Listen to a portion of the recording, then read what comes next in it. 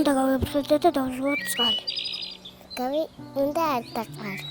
უნდა გავიფრთხილდეთ ბუნებას. აი მე დავინჯუროთ.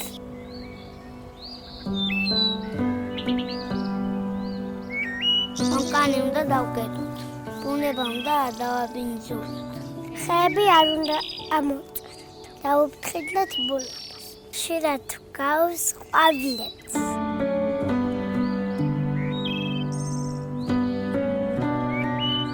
ყველაზე მნიშვნელოვანი ამბავი ზოგჯერ არც წიგნში წერია და არც დაფაზე. ბუნება რომ ჩვენი სახლია სოფელ ღორჯომის საბავშვო ბაღის ყველა ბავშვმა იცის.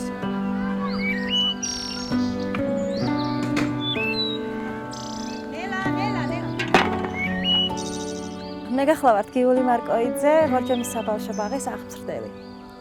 აგერ უკვე 12 წელი ამუშავებ საბავშვო ბაღში. თამამად შემიძლია ვთქვა, რომ ჩვენს ბაღში არიან 20 პატარა ეკომცველი, რომელიც დარწმუნებული ვარ, რომ მომავალში გააგრძელებენ ბუნებაზე ზრუნვას და გაუფრთხილდებიან ბუნებას. დარგავენ მეთხეს, არ დაანაგვიანებენ ბუნებას და დაზოგავენ წყალს. წლებია ყოველდღე სახლიდან საბავშვო ბაღამდე გრძელ გზას გადის.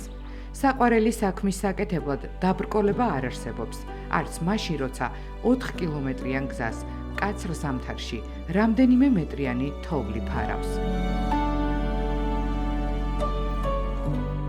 ჩვენ რომ სცენარები დავგიჟდით. ნახე, ეს ვისი იყო, აბა? ნახე, რამხელა გაიზარდა. წყალით და მიწით იკვებება სცენარები, ხო? და დავაკვირდეთ, აბა როგორ ამოვაკიდე. ახლა მომკობზე გამოვიდა და სიცხერა. ყოველდღე მორწყოთ და აბა რამდენ ხანში გაიზრდება. მზე როგორია, მზე, აბა როგორ ათბობს დედამიწას, მზე როგორ, აბა ჩაეხუტე. ხოც რო დავიბათ, თონყაც კეტავთ? ხო, ჩაიქეცით. ნელა,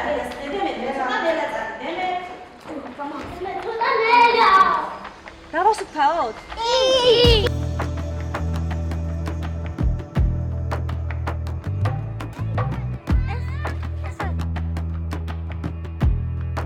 ჯგუფში ნასწავლ წესებს ბავშვები ბუნებაში იცავენ. უკვე კარგად იციან ტყის, წყლის, გარემოს გაფრთხილების ფასი. მასწავლებელმა პრაქტიკა საკონკურსო პროექტად აქცია და კონკურსის განათლება მწვანე მომავლისთვის გამარჯვებულია. თამაშით სწავლება. აი თამაშით, აი ბავშვები ვერც კი ხვდებიან, აი ისევ თამაშობთ და ისევ ხალისობთ ამ აქტივობებისას, რომ ბავშვები ვერც კი ხვდებიან, რომ რაღაც ისწავლეს. პრეზენტაცია მქონდა წარდგენილი პატარა ეკომცველები. განათლება მწვანე მომავლისთვის შევავსე საკონკურსო განაცხადი და გავაგზავნე. სამეულში გავედი. საპრიზო ადგილი დავიკავე.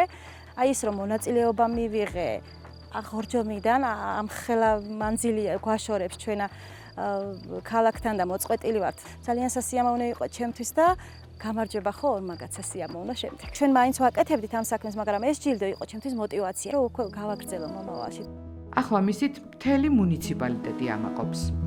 ეს არის არა მარტო ჩვენი ბაღის მიღწევა და ჩვენი გუნდის მიღწევა, არამედ მან წარმოაჩინა ჩვენი რაიონიც და ჩვენი პედაგოგიური საზოგადოება.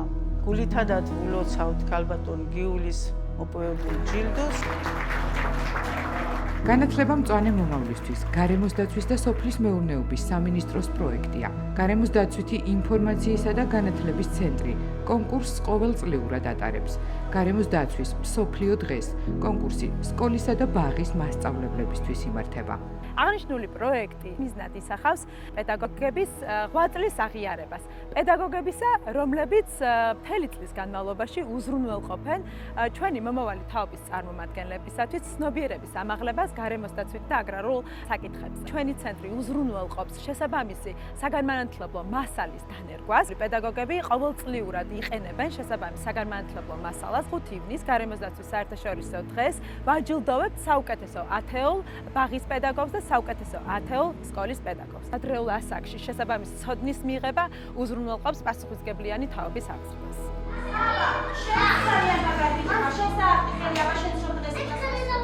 გამარჯვებული მასწავლებელი სხვა პედაგოგებისთვის მაგალითად იქცა. არ შეიძლება, აი მართალი ხარ დემეტრე, ნაბუსუნებსაც უნდა გავხილდეთ.